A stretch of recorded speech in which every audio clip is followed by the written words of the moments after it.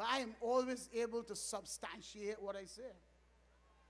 If I were to tell you that I have in my hand the Democratic Labour Party 50, what did I say here? I don't want to lie, bear with me. 56th Annual Conference, Saturday 20th and Sunday 1st August 2011.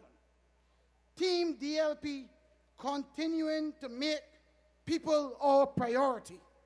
But you know when they talk about making people their priority, they mean the Dems and the shiny fatted calf. But if there's a cameraman out there anywhere, because y'all got to believe me when I talk, you know.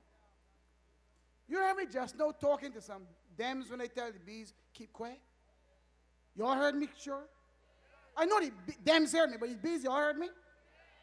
I can read this thing here if y'all think. If you got a camera, zoom in.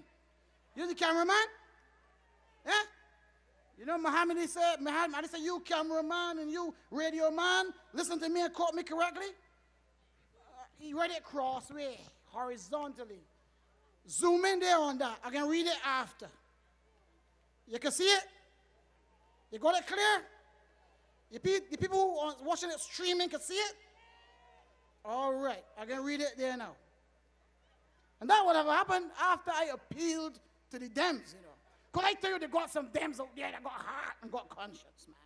But there seemed to have been an awakening, a call to come to the Barbados Labour Party.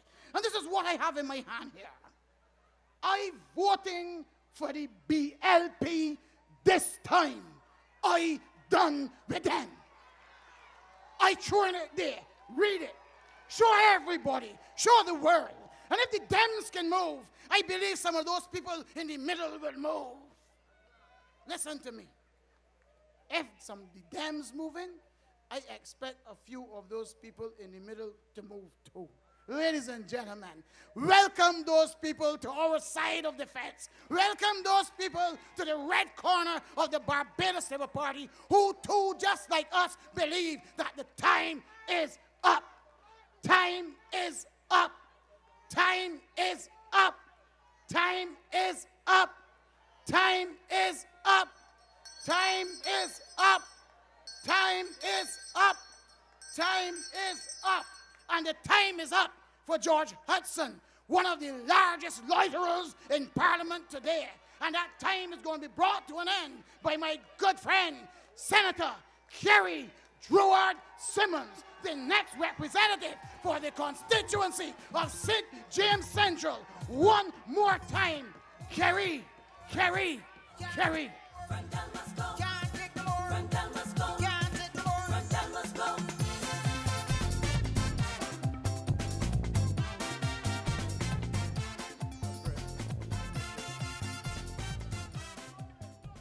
A pleasant good night to all of you. And a happy new year. I say a happy new year. Help is on the way. It won't be long now. I want to tell you tonight that we are here because this country has been dragged to an unprecedented set of circumstances. And we have, as a party, taken a principled position. And many of you, I know, may have been unclear, but I want to make it clear. We are finished for the time being with over there. For the time being, the Dems can stop in there. But a short while from now, we intend to sweep them out of in there. And we intend to make you understand why it is that this position has to be taken. Now, comrades and friends, be very clear. Be very clear. The Democratic Labour Party, as I said to you, has taken us to an unprecedented state in Barbados. For the first time in history, there is a Prime Minister who clings to power for more than 60 months. And we feel, you're calling what? He is not handsome. Don't tell lies on him, man. And we feel, and we're very clear about this, that we understand what the legal position and the legal possibilities are. And let me make you to understand what the legal possibilities are. Section 60 of our Constitution will allow for a man to come to office, and if he cares little, he can sit and waste time for 6 months without convening Parliament. At the end of 5 years, he is then allowed the opportunity to run down the clock for another the 6 months to coincide with the time that the first session of Parliament took place. And if he is sufficiently perverse, as I personally believe the political desperado Freundel short to be, he can then add on to that another 90 days, during which time a writ is issued, an election takes place, and the writ return. Theoretically, in law, it is possible for a prime minister to linger about and loiter on government premises for 5 years and 8, going into 9 months. We understand the law. That is not what brings us here, not to discuss what is legally permissible. We are here to discuss what is morally acceptable in the circumstances of Barbados today. When there is a crisis of governance in this land that is virtually unprecedented. And is it acceptable tonight for Freundel Stewart to cling to naked power, to use the little niceties of the law to give him wiggle room to loiter in there for another 90 or so days, when the governance of this country is in its worst state? That is the issue. And you cannot speak to the question of the governance of Barbados without beginning with that cesspool of worthlessness that is now called the Barbados Water Authority headquarters. And those of you who were in Rice's back in November would remember that Owen Arthur and I spoke extensively from that platform on the rascality that was taking place in the Water Authority headquarters. And I must tell you, I said then that I did not think it could get worse, so I owe you an apology. The internal warfare in the Democratic Labour Party has tonight brought us to a point where we are 16 months into a standoff with Chris Sinclair on one hand and David Eswick on the other. And there has been no leadership given to the crisis in the cabinet, no direction given by the Prime Minister of Barbados to break the impasse between these two power-hungry men. And during that period of time, the public purse has been brought under direct assault. And I need to talk to you about it. You need to understand that a few months ago, in October or so, Cabinet of Barbados authorized that duty-free concessions be given. Duty-free concessions be given to the contractor who is doing the work at the Barbados Water Authority headquarters. That's about 4 or 5 months ago. But tonight, the file in the Ministry of Finance, Chris Sinclair, and you know I can access these things. The file in the Ministry of Finance, Chris Sinclair, indicates that the Minister of Finance has suspended the duty-free concessions in direct contravention and in defiance to the rule of the cabinet. No, you can't have cabinet government where we speak of collective responsibility, where all ministers are bound to walk together hand in hand. I was part of a cabinet and we did it that way. But in Barbados tonight, Chris Sinclair parades as though he is a law unto himself. And though cabinet has said that the Water Authority headquarters must be built, and they have said that the contractors to get the duty-free concession, the Ministry of Finance stands to block the path. Now, from the short, you have to speak, man. Your silence is one of the reasons why we have taken this stand, because Barbados cannot be misgoverned in that way. And equally, fumble short, you must also speak to the question and explain to us, how is it that your cabinet, under your chairmanship, fumble, give a directive on the Water Authority matter to the extent that the Minister of Finance has been told that he must sign a letter of comfort in order to guarantee to Answer McCall Merchant Bank government's backing and allow Answer Merchant Bank to put $65 million in the Treasury of Barbados to build our Water Authority headquarters. And yes, I said $65 million. You would note that when we spoke to you in Rice's, we were talking about $40 million. But the cost has escalated over the 16 months that Chris Sinclair and David Eswick have been parading in internecine warfare in the Democratic Labour Party at the peril of the public purse. And you can't have a Prime Minister of the land who is too feeble and who is fumbling about and can't rein in the arrogance of these two men. And what is it that is the consequence for you, my friends? The defiance of the cabinet by Chris Sinclair and his failure to sign the letter of comfort is costing Barbados, because the Water Authority got to build the headquarters out of its own pocket until you come to financial closure. And you and I know that the Water Authority has no money. And you and I know that they rip our pockets by a 60% increase in our domestic water rates. Everybody house. Everybody house. But they have now taken your money and they are squandering it because of these two power-hungry megalomaniacs, Sinclair and Eswick, at the tune of $8,000 a week. And from the short, you have to speak to this country. How is it possible in Barbados, in these so-called worst of times? Because that's what the government tells you. They can do no better. But they can find your money and squander it at the rate of somewhere around $7,500 to $8,000 a week. That is what it is costing every week for 16 months that Chris Sinclair and David Eswick have been at war. And we ain't going to hide it. You have seen the evidence in the paper. The Labour Party published it for you, where a letter was issued by David Eswick telling his staff and his ministry not to attend any meeting called by Chris Sinclair to discuss any matter related to the Water Authority. And you accept this in your Barbados. You have, by your silence and by your quiet condonation, have accepted that Barbados can be dragged to this sorrowful state.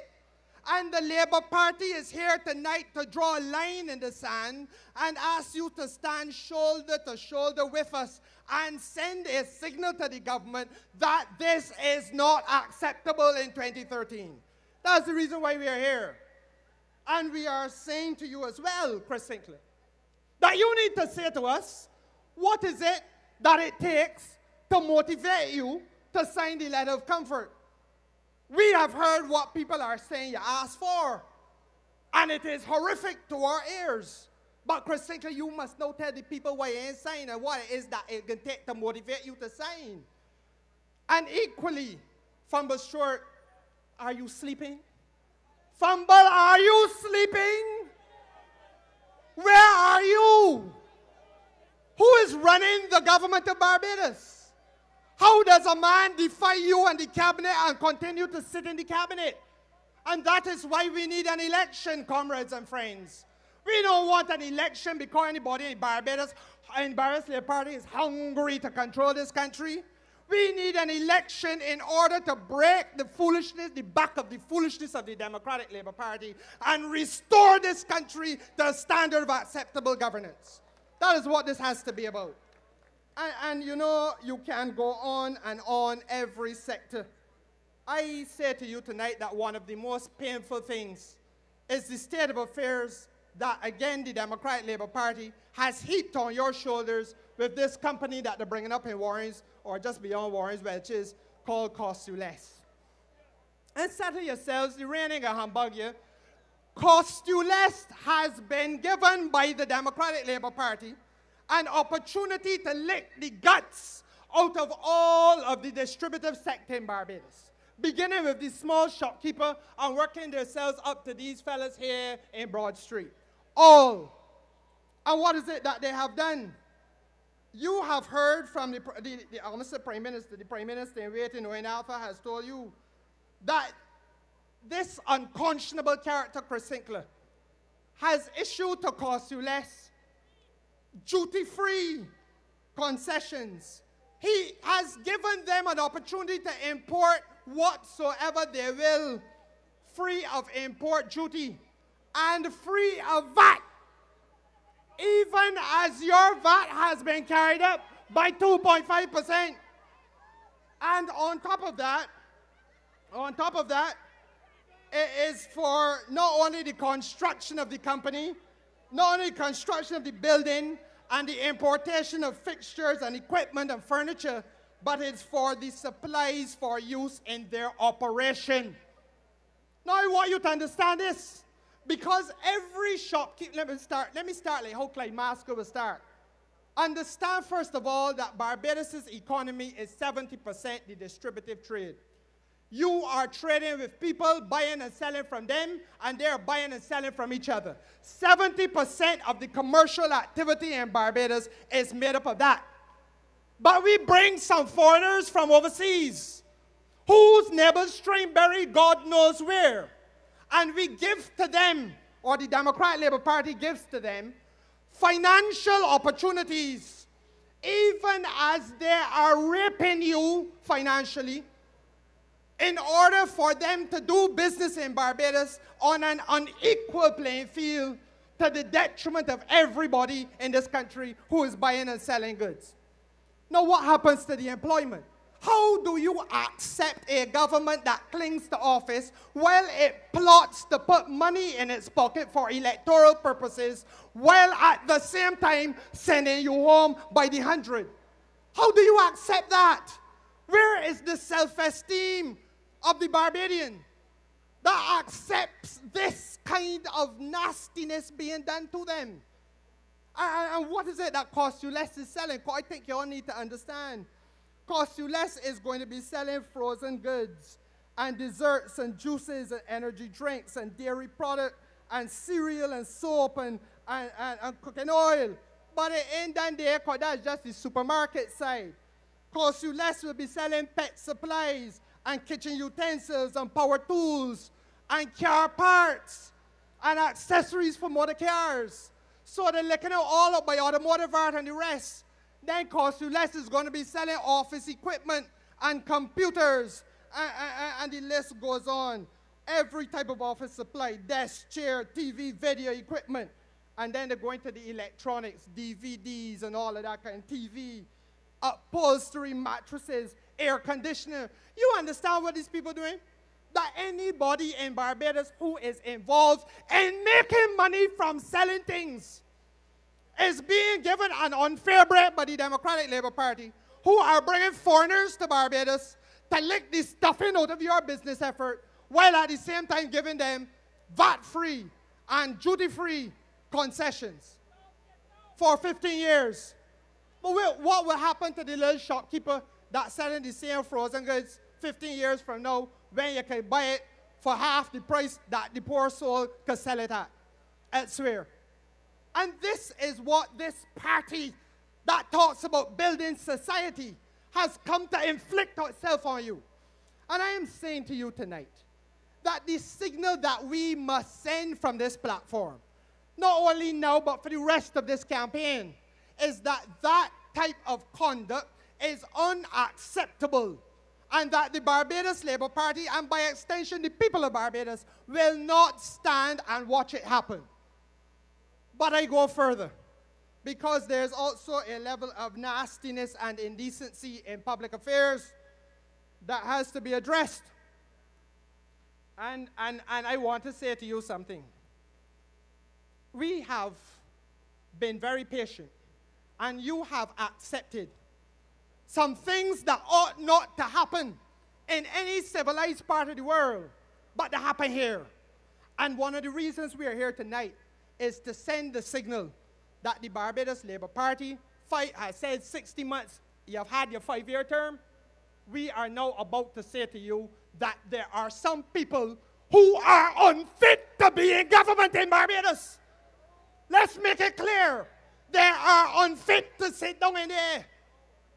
When you can have a letter written by a citizen, as was done on the 26th of January last year, a citizen like you and I, a member of the Democratic Labour Party to boot, who was so driven by his conscience that he wrote a letter to Freundel saying that he will resign from the Sanitation Services Authority Board because of 3 reasons. One, that the minister responsible chairs the meetings. He's come and moved the chairman that the government has put there and pays to be the chairman and put him one side.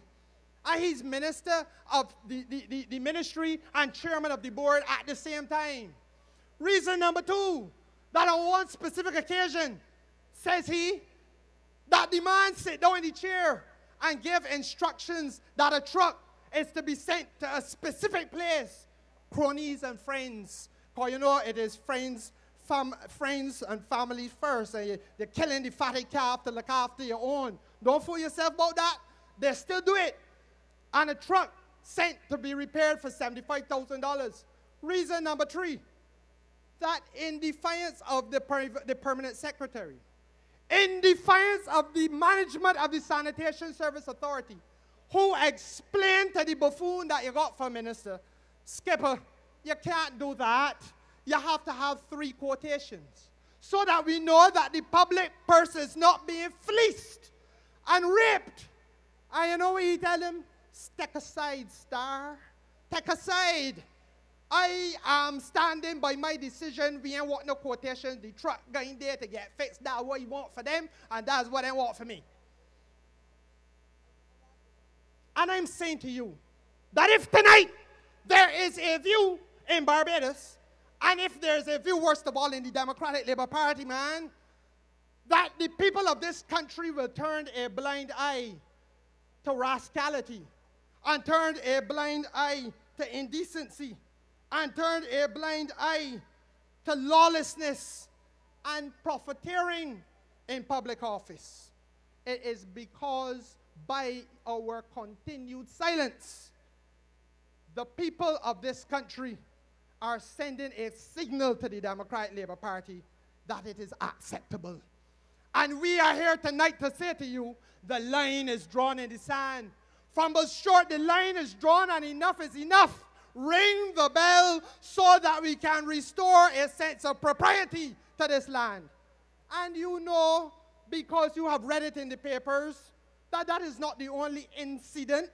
You know, because you have seen in Trinidad and Tobago, that it was a minister called Herbert Volney, who went to cabinet with a proposal, and he told the cabinet that he had consulted with his technical and professional staff, and in so doing, he misrepresented to the cabinet the professional staff's views about that particular proposal.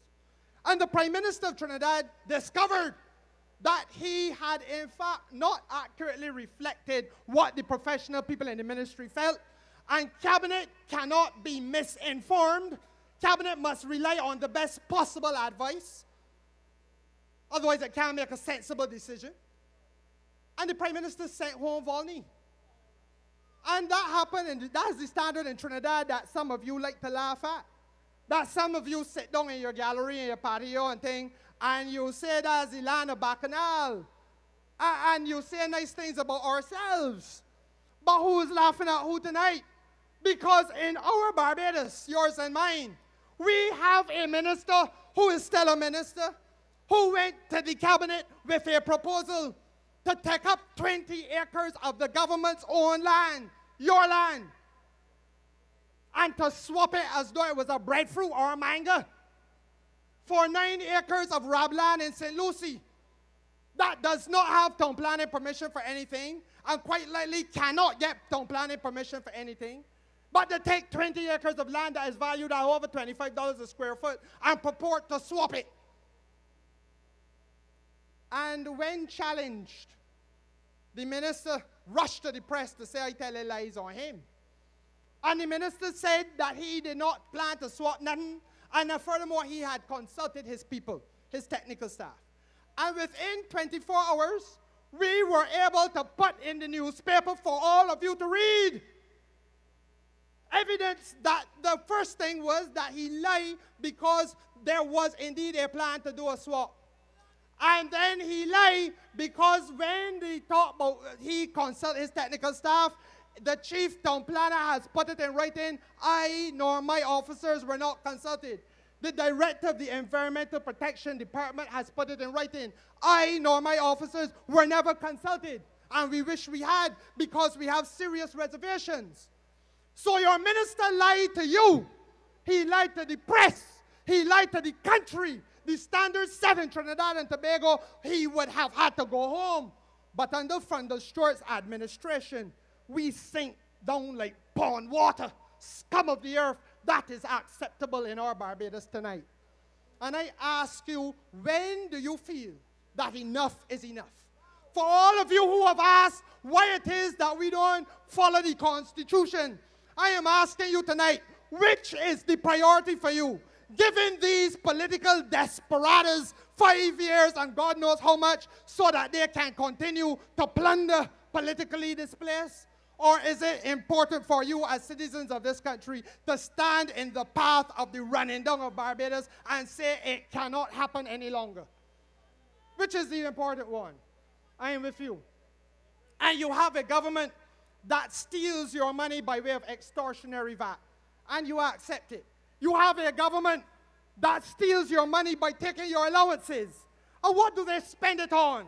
They spend it on lavish, self-indulgent foolishness, high living for ministers. You have a big guts fellow called George Hudson, who I intend to plaster when the election is called. And George Hudson, he takes the public purse and he goes to his ministerial office and he has for himself a shower. And then he built a 16-jet jacuzzi. Now, what so could George Hudson have as part of his ministerial duty in his ministerial office to wash down, or whoso he got to carry and scrub, that he has to have a shower and a jacuzzi paid for by the public purse? When does the foolishness end? That's the question. And you have, my friends, don't see this as no joke. See this as a step taken by a highly responsible opposition to stand in the path of defiance, to say to a prime minister who is on collision course with desperation, to say to him, sir, enough is enough. You cannot rein in the foolishness that is happening in your cabinet, then hand over the government to a political party with a tried and tested and proven political leader, respected in Barbados, respected across the Caribbean, respected as a leader across the Commonwealth and the wider world. And let us rescue this country from the wholesale conspiracy to corrupt and drag it down that is taking place as an excuse for governance today. That is why we are here. That is why we are here. And we make no apology from the Stewart for saying to you that the time has come. The bell, ask not for whom the bell tolls from the Stewart. It tolls, my friend, for thee. Good night. God bless you.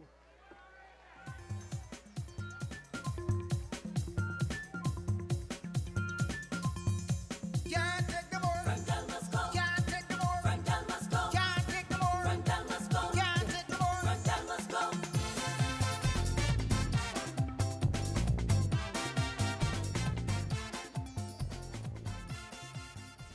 That's the next representative for the constituency of St. James Central one more time. I don't like the idea. The one part of chairmanship that I don't like is holding up things for men. And I only came because Kerrie was